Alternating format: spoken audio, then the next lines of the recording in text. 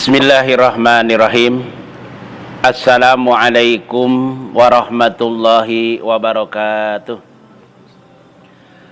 Alhamdulillahi malikil haqqil mubin. Ashhadu an la ilaha illallahu qawiyul matin. Wa asyhadu anna Muhammadan abduhu wa rasuluhu sayyidul wa'dul amin. Allahumma sholli wa sallim wa barik ala sayyidina wa habibina wa syafi'ina wa qurrati a'yunina wa maulana Muhammadin wa ala alihi wa sahbihi wa man tabi'ahum bi ihsani ila yaumidin. Amma ba'du. Qala Allah ta'ala fadhkuruni ajkurukum waskuruni wa la takfurun. Qala Nabi sallallahu alaihi wasallam asinu amwalakum bijakat wa damu mardoakum bisadaqah wal mustaqbalu bala'i bidu'a. Sadaqallahul azim wa sadaqa rasulun habibul karim wa nahnu ala jalika minasyahidin wasyakirin walhamdulillahi rabbil alamin. Mari sama-sama dari lubuk hati yang sangat dalam kita memanjatkan puja dan puji syukur kehadirat Allah Subhanahu wa taala atas nikmat Allah yang amat dan teramat kita rasakan. Di antaranya nikmat Allah yang sangat besar, karena nikmat tersebut dapat masukkan kita ke surganya Allah, yaitu nikmat iman, nikmat Islam, nikmat panjang umur, nikmat sehat walafiat, nikmat kesempatan yang mana pada kesempatan pagi ini sama-sama kita dapat hadir, sama-sama kita dapat bersilaturahim, sama-sama kita dapat melanjutkan pelajaran kita, sama-sama kita dapat bertatap muka, bermusafaha. Ini salah satu anugerah daripada Allah Subhanahu wa taala yang wajib kita syukuri. Di antaranya juga kita menjelang HUT RI, ini juga nikmat Allah yang sangat berat, yang sangat tinggi. Berat ini luar biasa. Ini memang salah satu daripada anugerah Allah yang sangat hebat daripada kita diberikan kemerdekaan, nikmat kemerdekaan oleh Allah Subhanahu wa taala.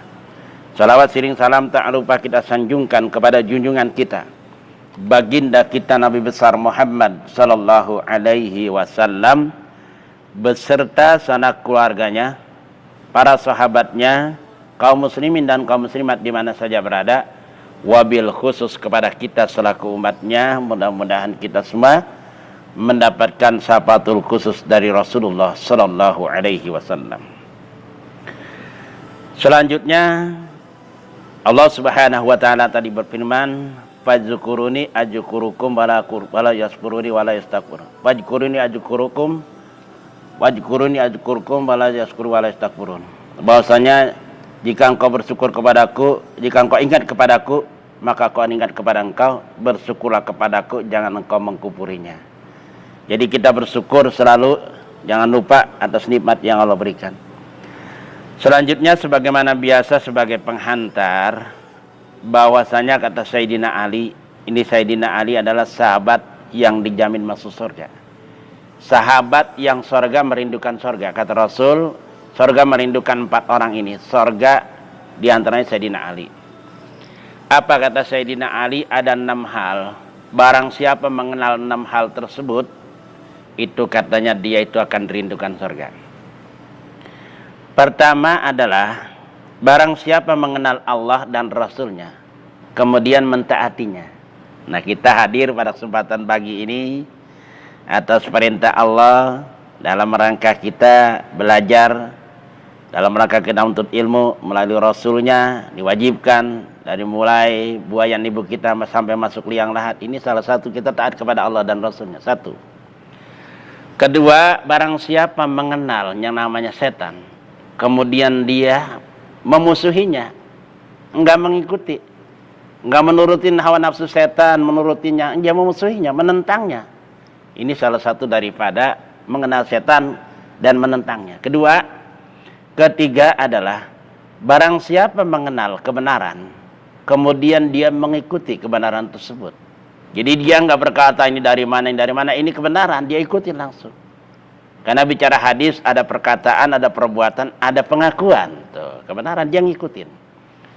Keempat, kata Sayyidina Ali, barang siapa mengenal kemungkaran, kemudian dia menjauhi kemungkaran tersebut. Kita tahu kemungkaran, minuman keras, kemungkaran perzinahan, kemungkaran pencuri, kemungkaran, kemudian juga berbagai macam ini kemungkaran kita jauhi. Kita tahu kemungkaran ini memang diharamkan, kita jauhi. Kelima, barang siapa mengenal yang namanya dunia, kemudian dia mengabaikannya. Tuh, kita kenal dunia, kita abaikan. Dunia jangan di hati. Kalau di hati kita jadi cinta dunia. Iya, kita abaikan, enggak terlalu cinta banget. Maka dikatakan wahafaf himla fa inna aqabata kaud, kurangi kecintaan duniamu. Kenapa? Rintangan teramat sulit dan menyulitkan.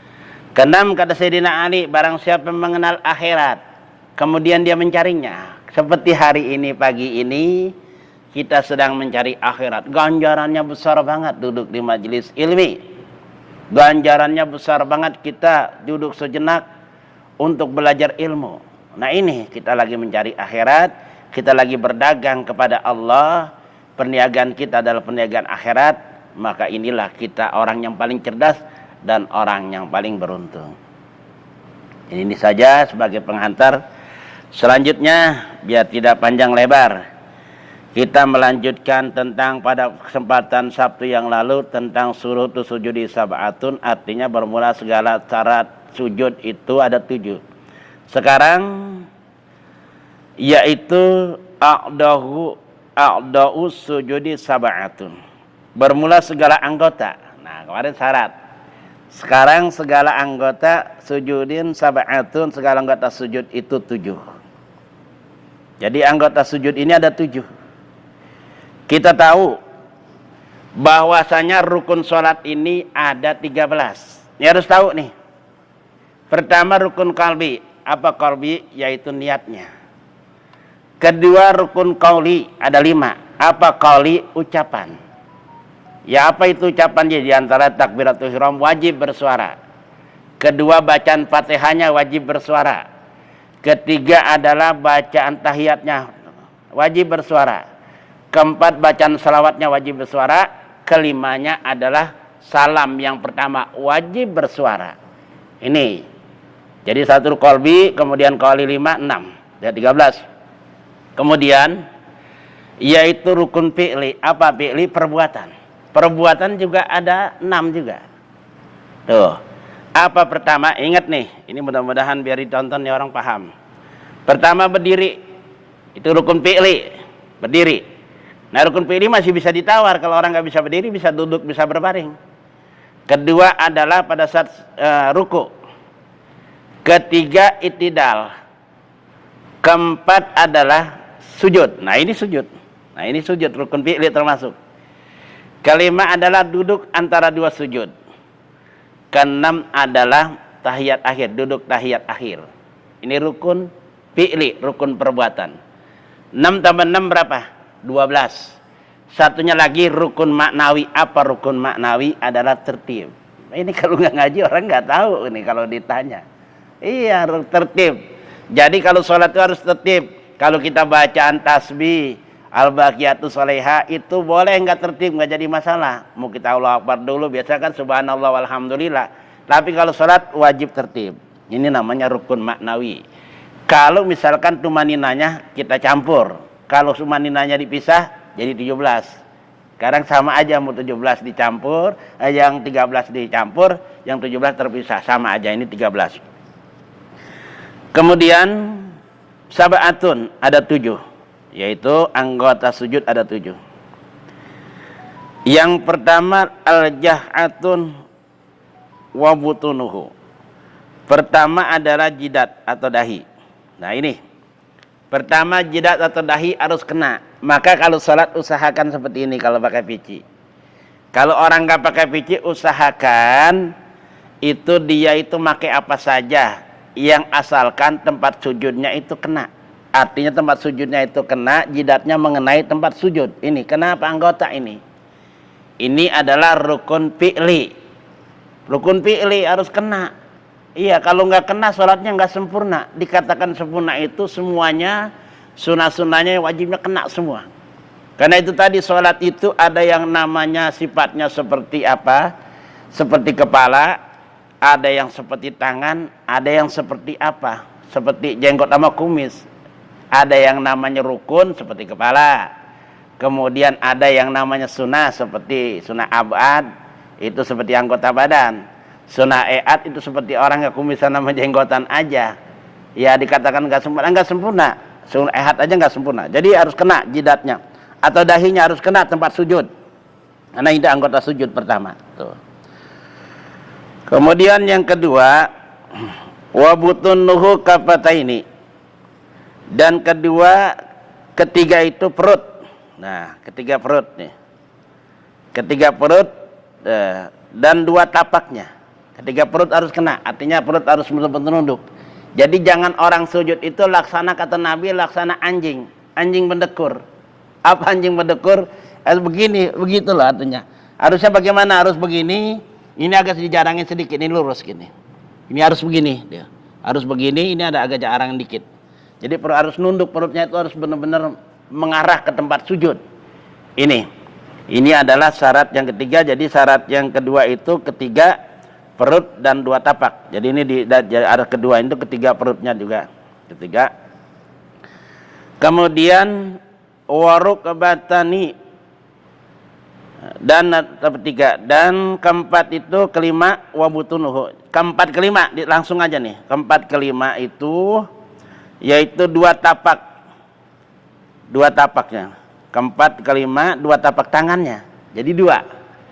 Jadi dua tapak tangan ini harus betul-betul kena, harus betul-betul kena, harus betul-betul mantap ke tempat duduk, tempat sujudnya tadi. Jangan kita begini, artinya jangan begini. Mau bangun juga nggak ada yang begini nih. Ini aturan dari mana? Mau bangunnya juga nggak ada yang ngepel. Iya, itu dari mana nggak ngerti saya itu. Kalau bangun ada yang ngepel gitu, ya harus benar-benar gitu. Tuh. Jadi ini langsung di keempat kelima langsung nih. Dua telapak tangan, dua. Karena dianggapnya satu kelima, karena dua telapak tangan, dua. Ini anggota sujud nih. Ingat nih harus kena. Kalau nggak kena tempat sujud, ya lagi-lagi sholatnya masa tapi kurang sempurna. Ini kita bicara sempurna. Karena orang nuntut ilmu itu biar sempurna ibadahnya. Tuh. Kemudian yang keenam, karena itu tadi keempat kelima. Wabutunu asobi'i rijlaini. Dan keenam itu dan ketujuh, keenam ketujuh perut sekalian anak jari dua kaki. Perut sekalian anak jari dan dua kaki. Ini dua kakinya harus kena juga, harus nepak ke tempat sujud. Ini jadi mutlak anggota sujud ini ada 7. Pertama adalah jidat, ini hitungan pertama. Kedua telapak tangan nih. Dua ini dihitungnya 2 jadi 3. Keempat ini lutut nih termasuk ini, perut nih termasuk ini. Dan 2 tapak kaki. Dan ini. Dan juga ini 2 tapak kaki dan 2 kakinya itu. Jadi kalau kita misalkan mau turun juga itu usahakan 2 dengkul dulu. Lutut harus kena dulu. Jangan tangan terkecuali. Nah ini makanya yang namanya rukun fi'li, rukun perbuatan ada kata terkecuali. Terkecuali orang lagi sakit kakinya. Lagi sakit dah pokoknya. Kesimpulannya kalau misalkan kita dalam keadaan sehat, usahakan rukun fi'li ini biar kita sempurna ibadahnya. Kenapa? Orang apakah boleh kalau misalkan dia enggak sakit tapi sholatnya duduk? Boleh-boleh aja, cuma ganjarannya dikit gitu aja. Kalau sunnah sama sholat sunat emang duduk. Sunnahnya tapi kalau berdiri lebih bagus lagi. Ini, makanya dalam hal sholat ini harus betul-betul kita paham.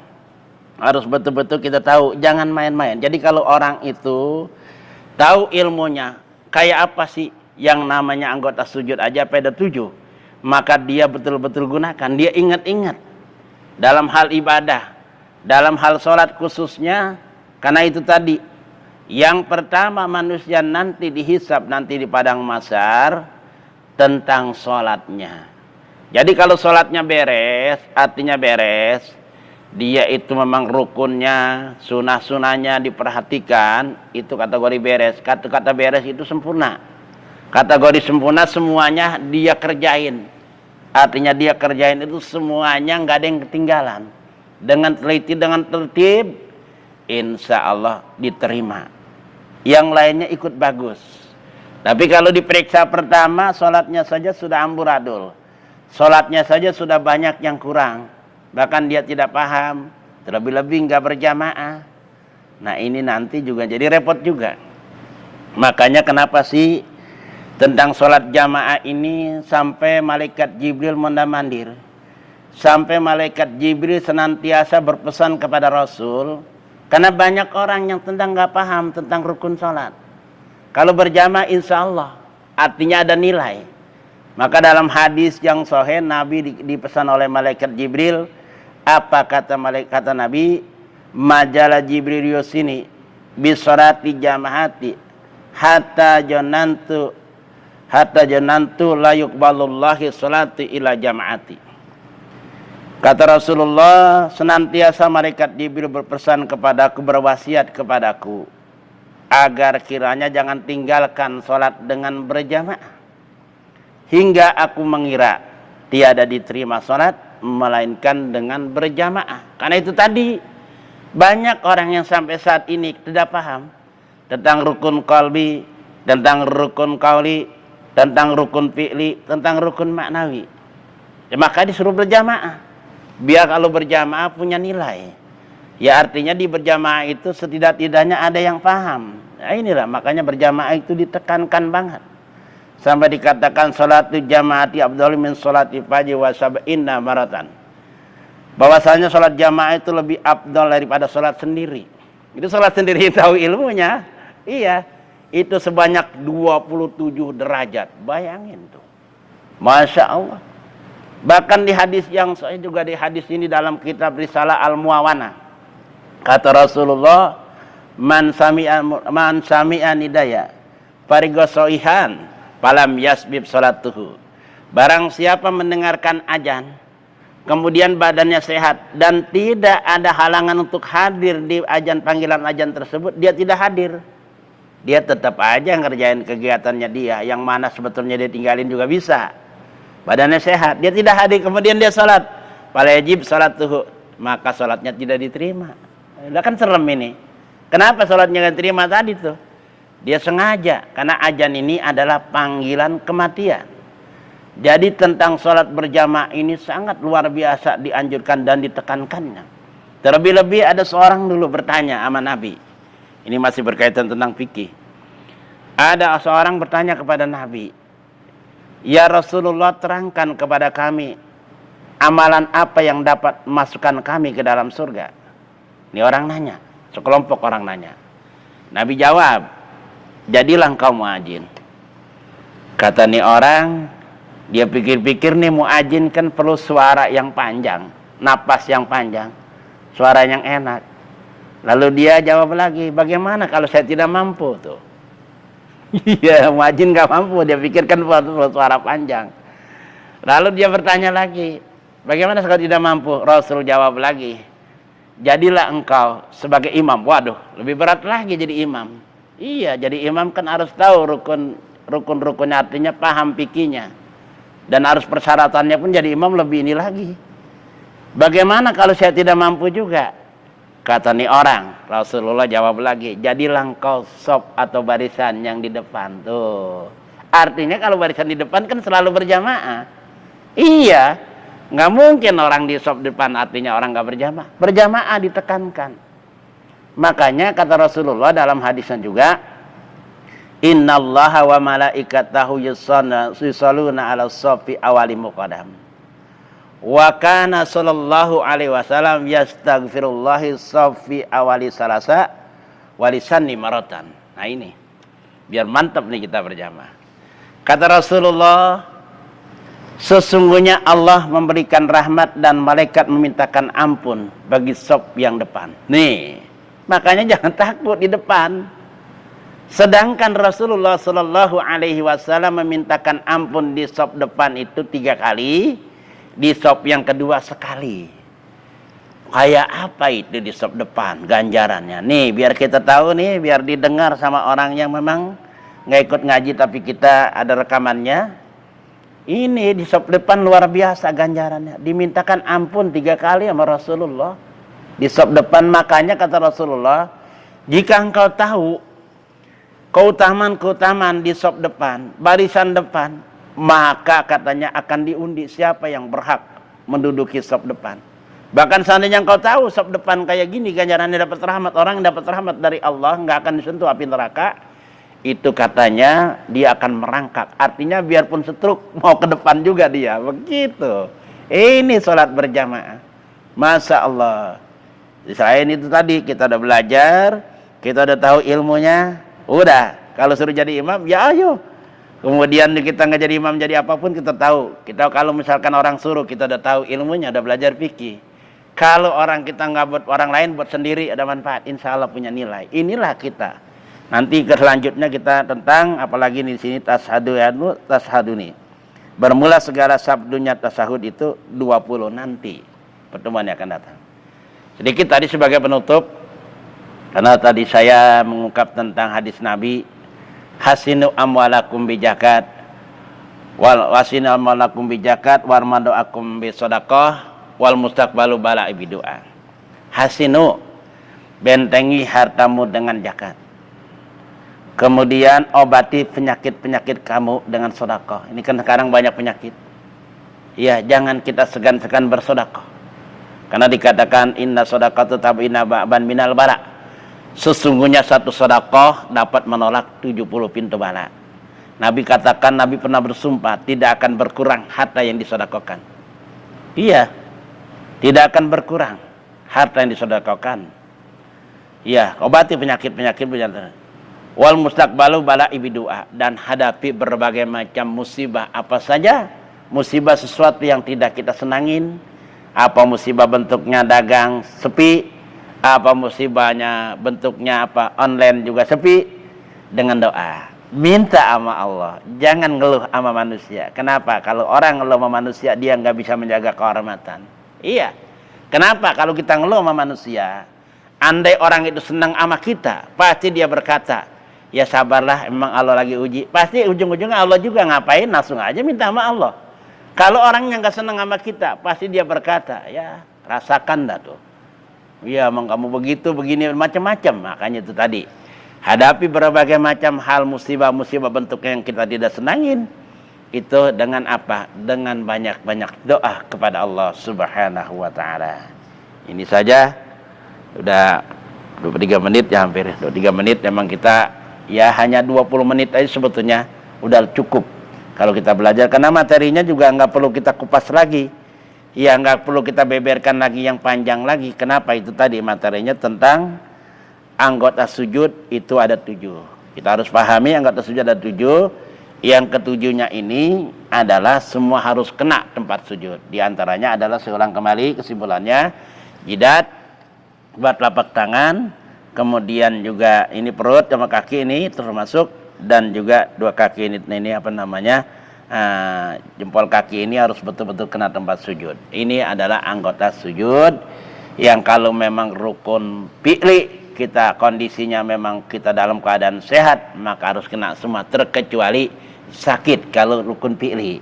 Tapi kalau rukun qauli wajib, nggak ada tawar menawar. Yang 5 tadi tuh wajib, nggak boleh yang namanya kasak kusuk. Apa diantaranya? Takbiratul ihram wajib bersuara, minimal kita dengar sendiri. Kemudian Fatihahnya, kemudian tahiyatnya, kemudian selawatnya, dan salam yang pertama wajib bersuara, minimal dengar kita sendiri. Iya, paham ya? Ya, ini saja. Mudah-mudahan Allah berikan kita kepahaman, ilmu, dan juga Allah berikan kita kekuatan untuk dapat mengamalkannya, sehingga dengan demikian ibadah kita semakin bagus, semakin sempurna, dan insya Allah diterima oleh Allah Subhanahu wa ta'ala. Dan mudah-mudahan ya kita dijauhkan dari malabahaya, hal-hal yang tidak kita inginkan, keluarga kita dijauhkan dari malabahaya, kemudian juga diberikan putra-putri yang soleh dan soleha, kemudian juga dimurahkan rezekinya, dan ditutup hayat kita dengan husnul khatimah. Bisilil Fatihah. A'udzubillahi minasyaitonirrajim. Bismillahirrahmanirrahim. Alhamdulillahi rabbil alamin arrahmanir rahim maliki yaumiddin. Iyyaka na'budu wa iyyaka nasta'in ihdinas siratal mustaqim siratal ladzina an'amta 'alaihim ghairil maghdubi 'alaihim waladdallin. Rabbighfir lana wa liwalidayna amin. Astagfirullahaladzim, astagfirullahaladzim, astagfirullahaladzim. Bismillahirrahmanirrahim. Alhamdulillahi rabbil alamin. Hamdan yuwafi ni'amahu yukafi majidah. Ya Rabbana lakal hamdu kama yanbaghi li jalali wajhikal karim wa azimi sultanik. Allahumma salli ala sayyidina Muhammadin al-faqih lima ughliq wal khatimi lima sabaqa nasirul haqqi bil haqq wa hadi ila siratikal mustaqim. Salatan tamlahu hajainallahi nura wa takunu lana wali walina wali masyina walil mu'minina farajan wa farahan wa surura wa ala alihi wa sahbihi wa salim tasliman katsira. Allahumma tahlana abwabal khair, abwabal barakah, abwabal nikmah, abwabal rizqi, abwabal quwati, abwabal sehat, abwabal salam bana afiyah, abwabal jannah. Allahumma afina min kulli bala'id dunya wa ajabil akhirah wa syarrid dunya wa syarril akhirah. Ghafana lahum bi rahmatika ya arhamar rahimin, bi rahmatika arhamar rahimin, bi rahmatika arhamar rahimin. Rabbana taqabbal minna innaka antas samiul alim wa tub alaina innaka antat tawwabur rahim. Rabbana atina fid dunya hasanah wa fil akhirati hasanatan wa qina adzabannar. Wa sallallahu alaihi wasallam Muhammadin sallallahu alaihi wasallam. Subhanaka rabbika rabbil izzati amma yasifun wassalamun alal mursalin walhamdulillahi rabbil alamin. Kurang lebihnya mohon maaf. Wabillahi taufiq wal hidayah. Wassalamualaikum warahmatullahi wabarakatuh.